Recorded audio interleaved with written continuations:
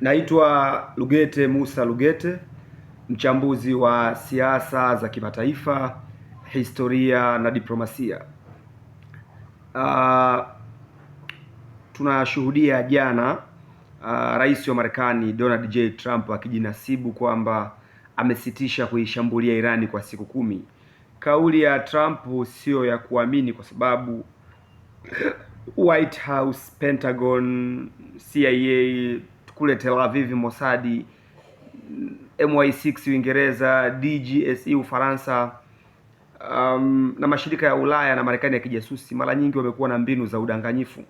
Wanatumia falsafa za Kirumi na jenerali wa zamani wa kivita Sun Tzu, The Art of Deception, kwamba yule ambaye anaijua sanaa ya udanganyifu ndiyo ambaye anaweza akashinda vita. Kwa hiyo kama mtakumbuka, tarehe 28 mwezi wa pili saa 12 alfajiri, Marekani na Israel walifanya uvamizi nchini Irani na wakafanya mashambulizi kwenye mji wa Qom, wakamuua Ayatollah na viongozi wenzao katikati ya mazungumzo ya amani Oman, Muscat pamoja na Geneva, Uswisi. Hiyo ni tabia ambayo haikubaliki kwenye uwanja wa diplomasia. Kwa hiyo Israel na Marekani hawajawahi kuwa na maadili ya kivita ya kibinadamu. Wamekuwa wakikiuka maadili ya kivita ili wapate nafasi ya kujinufaisha na kumaliza mchezo wa kivita mapema. Hali kama hiyo tunakumbuka Vietnam. Marekani alidanganya kwamba hataenda Vietnam, akaenda akafanya mashambulizi, akapeleka askari wa kwanza 3000 wakafa wote, akawa anapeleka askari mpaka ikaanzishwa movement Marekani, say no we won't go to Vietnam. Walianzisha wanaharakati mbalimbali kwamba say no we won't go to Vietnam, say no we won't go to Vietnam. Kwa hiyo hali kama hii naona sasa Trump ametangaza siku 10 kwamba hataishambulia Irani. Wairani wanapaswa kuona mbali kwamba huu ni mtego, anaweza akafanya surprise attack ili kupata ushindi, kwa sababu ameona Marekani na Israel kwa njia za wazi hivi kupata ushindi ni ngumu. Kwa hiyo anatafuta njia ya udanganyifu ya kupata ushindi ili Wairani wakijisahau aweze kuwashambulia. Na lakini vita hii imeonyesha kwamba ni kwa namna gani jiografia inaweza kuishinda teknolojia ya kivita. Mpaka sasa hivi kinachoiokoa Irani ni jiografia yake imekaa vibaya, na kitendo cha Irani kushikilia shingo uchumi wa dunia na kuwafanya hata marafiki wa Marekani kuona kumpa shindikizo Marekani asitishe vita, kwa sababu Irani ameshikilia hatima ya uchumi wa mafuta duniani. Kaufunga mlango bahari wa Hormuz. Hakuna biashara ya mafuta na gesi inayotoka Mashariki ya Kati kwenda sehemu mbalimbali duniani. Marafiki wa Marekani kama India, Pakistan, Japan, Korea Kusini, Vietnam, Malaysia, Indonesia na Sri Lanka wamepata uhaba wa mafuta. Marafiki wa Marekani kutoka NATO na nchi za Umoja wa Ulaya nazo zinakumbwa na changamoto ya mafuta na gesi. Kwa hiyo wana machaguo mawili: mosi, kumpigia magoti Urusi ili wauzie mafuta mara baada ya nchi hizo kumwekea vikwazo Urusi 2022 mara baada ya Urusi kuivamia Ukraini, lakini ya pili, kumwomba Trump asitishe vita ili wachukue mafuta na gesi kutoka Mashariki ya Kati. Jiografia ya Irani, milima ya Zagros na Alborz, kitendo cha Irani kutawanya makombora kwenye miji mbalimbali, uwezo wa Irani kusoma mfumo wa ulinzi wa Israel, yani Iron Dome, Iron Beam, THAAD, David Spring na mifumo mingine ya anga. Lakini tumeshuhudia katika vita hii Marekani ameshindwa kuilinda Israel dhidi ya mashambulizi ya anga. Lakini tumeshuhudia kwenye vita hii Marekani ameshindwa kulinda marafiki zake wa kimkakati wa Mashariki ya Kati. Marekani ameshindwa kuilinda Saudi Arabia, ameshindwa kuilinda Iraki, ameshindwa kuilinda Qatar, ameshindwa kuilinda Bahrain, ameshindwa kuilinda Jordan, ameshindwa kuilinda Umoja wa Falme za Kiarabu, ambao ni maeneo ambayo Marekani amewekeza kambi za jeshi.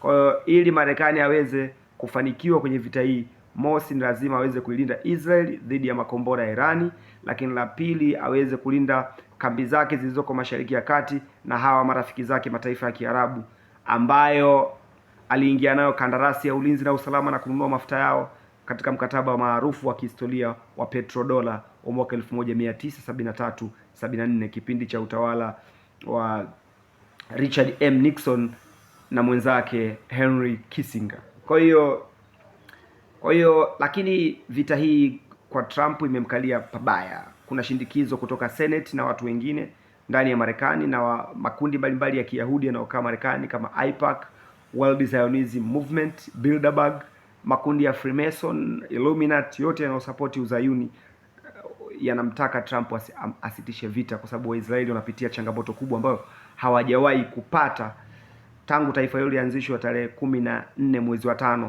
1948, maarufu kwa jina la Al-Nakba kwa nchi za Kiarabu, ambapo Umoja wa Mataifa ulianzisha taifa la Israel kwa kuwapa asilimia 55 ya ardhi, wakati huo wa Palestina wakipewa asilimia 45. Ndani ya hizo asilimia 45 Israel imeshachukua takriban asilimia 20 kwa kupora kupitia vita ya 1967.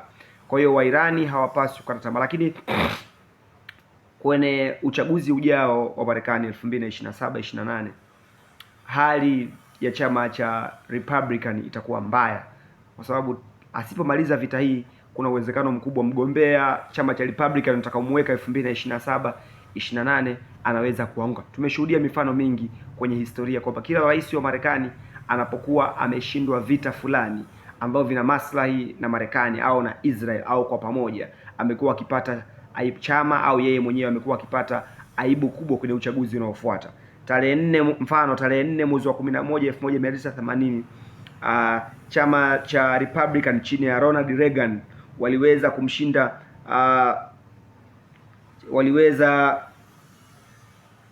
chama cha Republican na mgombea mwenza bwana George W. Bush walimshinda Jimmy Carter wa Democratic na msaidizi wake Walter Mondale ambao walikuwa wanatetea nafasi. Jimmy Carter alichukua nchi ya Marekani mwaka 77 baada ya kumshinda Gerald Ford. Kwa hiyo baada ya Jimmy Carter kuwa rais 77, 78, 79 ilitokea mapinduzi ya Irani. Baadaye mwaka 80 mateka wa Marekani walishikiliwa kule Teherani. Mateka wa Marekani walishikiliwa takriban mwaka mzima na Jimmy Carter akakosa namna ya kwenda kuwatoa. Kwa hiyo ulipofika uchaguzi wa mwaka 80, Jimmy Carter na chama chake cha Democratic walishindwa vibaya sana kwenye uchaguzi na mgombea wa Republican Ronald Reagan akiwa na George Bush mkubwa, Bush senior.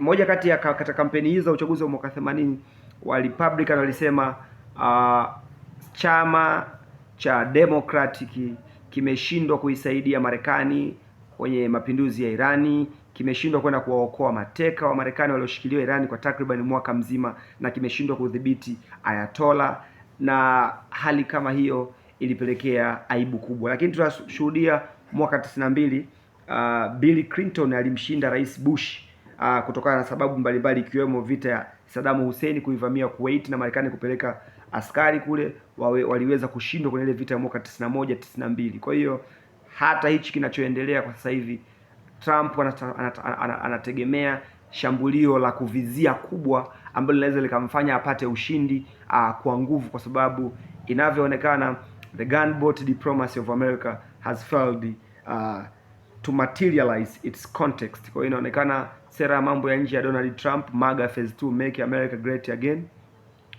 imeshindwa kufanya kazi, kwa sababu ametumia vitisho vya kijeshi, ameua viongozi wa Iran, lakini bado wa Iran wameshindwa kuisujudia Amerika. Bado Marekani imeshindwa kudhibiti mlango bahari wa Hormuz.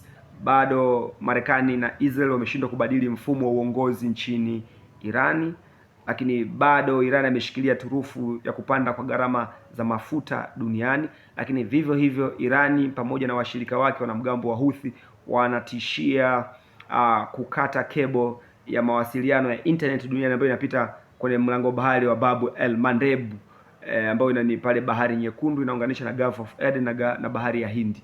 Kwa hiyo kama wanamgambo wa Houthi kutoka Yemen wakiufunga mlango bahari wa Bab el Mandeb, hali itakuwa mbaya sana kwa uchumi wa Afrika na mataifa mengine duniani kwa ujumla. Kwa hiyo mpaka sasa hivi Irani ameweza kumshika koo Marekani, na hata ikitokea Irani ikaanguka, lakini mataifa mengi yamejifunza namna ya kupambana na Marekani. Ijapokuwa Irani anashambuliwa, watu wa Irani wanapigwa na kufa, lakini bado uwezo wa Irani kushambulia Israeli na maeneo mengine ya Mashariki ya Kati ni mkubwa, na huu ndo wasiwasi wa Waisraeli ambao wenyewe tu hawapendi kufa, ila wamezoea kuua watu Palestina. Waisraeli wamezoea kuua watu Lebanon Syria na maeneo mengine bila kuchukuliwa hatua, ila this time around wamekutana na kikwazo kikubwa cha Iran, ambapo Iran anashambulia ndani ya mipaka ya Israel, maeneo anayoyataka anashambulia na athari zinaonekana. Ndio maana pressure imekuwa kubwa kwa Marekani kusitisha vita, kwa sababu Wayahudi hawapendi kufa, ila wanapenda kuwaua wenzao. Asante sana, msisahau kusubscribe kwenye channel yangu ya YouTube, lakini ni wasiliana na mimi moja kwa moja kupitia namba zangu 0755988284 au 0776088284. Jina ni Lugete Musa. Kwa hiyo ndugu zangu, Wairani wameonyesha ustahimilivu, umoja na mshikamano, na kama ninavyosema, kosa kubwa lilifanya Marekani na Israel ni kumuua Ali Ayatollah Khamenei ndani ya mwezi mtukufu wa Ramadhani. Wamechochea hasira ya jihadi ambayo adhabu yake, madhara yake ni makubwa kwa mustakabali wa uchumi wa dunia. Asante sana.